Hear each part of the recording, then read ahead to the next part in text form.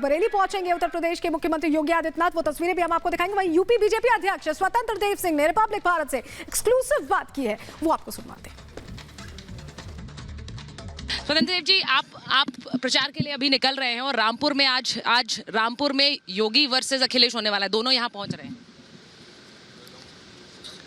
योगी जैसा नेता ईमानदार नेतृत्व है, परिश्रम की पराकाष्ठा करने वाला नेतृत्व है, गरीबों के प्रति समर्पण नेतृत्व है। अखिलेश जी एक परिवारवाद की पार्टी चलाते हैं, उनकी योगी से क्या तुलना हो सकती है, जो पिता के देहांत के बाद भी घर नहीं जाता है और जो एक परिवार के लिए बस जिंदा है और एक पार्टी चलाते हैं। और उनके राज्य के अंदर गुंडागर्दी भ्रष्टाचार, उनके राज्य के अंदर गुंडागर्दी भ्रष्टाचार चरम सीमा पर था। आज योगी जी के शासन में आज अराजकता का माहौल खत्म है। दंगा नहीं, 5 साल के अंदर न एक दंगा हुआ न फसाद हुआ। वो कह रहे हैं मुरादाबाद में आपको बहुत कोशिश करनी पड़ रही है, यहाँ सिर्फ इस पूरी बेल्ट में कोशिश करनी पड़ रही है क्योंकि बीजेपी के लिए मुश्किल लग रही है। तो उनके जैसा मैं सोते थोड़ा रहूंगा। ये संगठन चलाते हैं ना, 365 दिन हम काम करते हैं, 365 दिन काम करते हैं साल में, क्योंकि संगठन का विस्तार, कार्यकर्ता के निर्माण। उनका बेटा राष्ट्रीय अध्यक्ष कल हो जाएगा। बीजेपी में तो कार्यकर्ता राष्ट्रीय अध्यक्ष होना, उनको पार्टी चलाने की जरूरत नहीं है। 5 साल से वो दिखाई नहीं दिए कि आदरणीय योगी जी पर एक भी भ्रष्टाचार का आरोप लगाकर या प्रेस किए हों। न प्रेस किए, न आंदोलन किए, न कोरोना वैश्विक महामारी में गरीबों को कुछ बांटने गए, कुछ नहीं, न किसानों के हित में एक दिन बाहर नहीं निकले।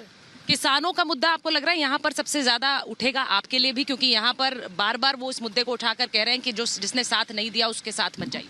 किसानों के लिए आदरणीय मोदी जी ने किसानों के हित में काम किया। किसान सम्मान निधि 6000 और 1 रुपया भी रिश्वत नहीं लगता है, सीधे किसान के खातों में पहुंचता है। पहले 1 रुपया चलता था गांव में तो 15 पैसे पर। आज प्रधानमंत्री आवास, उज्ज्वला योजना, गैस का खजाना, सौभाग्य योजना, 5 लाख का आयुष्मान का कार्ड, ये गांव गरीब किसानों के लिए। मैं मुजफ्फरनगर में था, एक वार्ड में 200 मकान बने हैं, 100 मुसलमानों के 100 हिंदू के। तो मैं सबका साथ, सबका विकास, सबका विश्वास के साथ सरकार चला। लेकिन शिक्षा में हिजाब की बात आ रही है। नहीं, क्या लोग कहते हैं, क्या कहते हैं। नहीं, मैं तो शांति से, एक भी मुस्लिम नहीं सताया गया भाई 5 साल में। उसको भी पक्का मकान मिल रहा है और 15 करोड़ लोगों को जो राशन मिल रहा है ना, उसके घर भी राशन जा रहा है।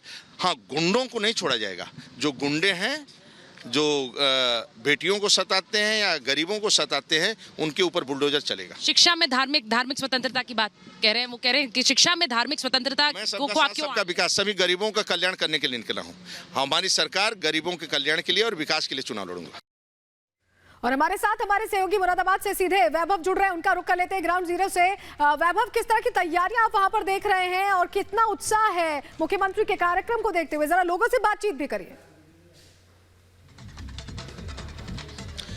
बिल्कुल, मुख्यमंत्री के कार्यक्रम से ठीक पहले बिलारी में ही आज AIMIM असदुद्दीन ओवैसी पहुंचने वाले हैं और यहां पर अपने कार्यकर्ताओं को संबोधित करेंगे। बिलारी के अंदर माहौल क्या है? AIMIM प्रमुख असदुद्दीन ओवैसी जब यहां पर पहुंचेंगे तो कार्यकर्ताओं को कितना इंतजार है, उत्साह कितना है, हम बिना देर किए खुद कार्यकर्ताओं से जानते हैं। आपसे बस थोड़ी देर बाद असदुद्दीन ओवैसी आपके बीच होंगे, कितना उत्साह है? बहुत ज्यादा उत्साह है।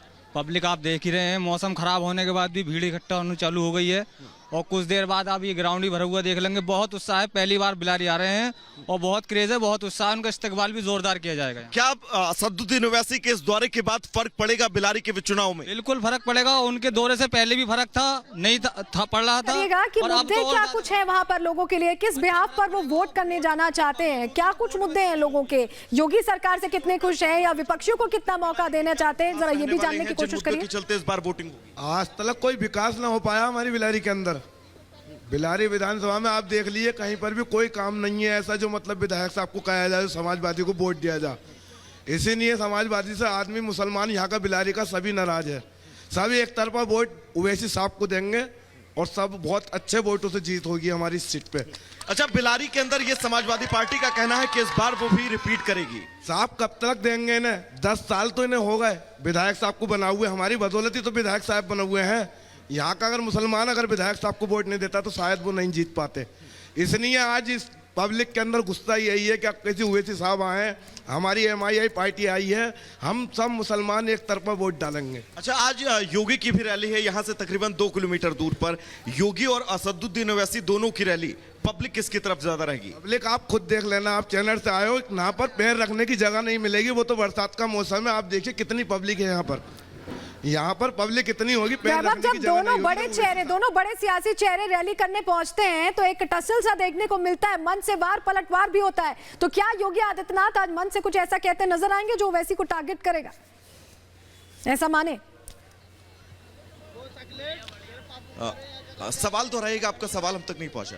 वैभव देखिए, दोनों की रैली है, ओवैसी की भी रैली है, योगी आदित्यनाथ की भी रैली है। योगी आदित्यनाथ भी पहुंच रहे हैं उस इलाके में। क्या कुछ वहां का बैकग्राउंडर रहा है विधानसभा का, कितनी मजबूत यहाँ भारतीय जनता पार्टी रही है, विपक्ष के लिए कितना स्कोप है, योगी की रैली को लेकर लोग क्या सोचते हैं, जरा सवाल पूछे।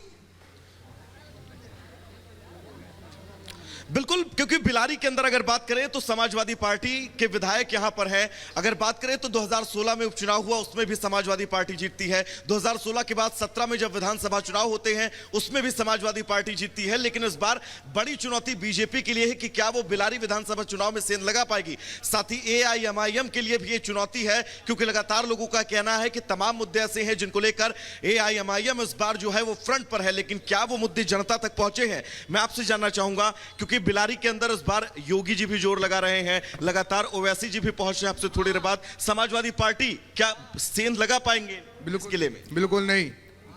इस टाइम यहाँ पर ओवैसी साहब ही जिंदाबाद थे और जिंदाबाद रहेंगे। वजह क्या है इसके पीछे? इसके वजह कुछ नहीं है, क्योंकि यहाँ पे किसी जो अब के जी फहीम भाई विधायक बने थे, उन्होंने बिलारी में कोई काम नहीं कराया, ढंग से कुछ भी काम नहीं कराया।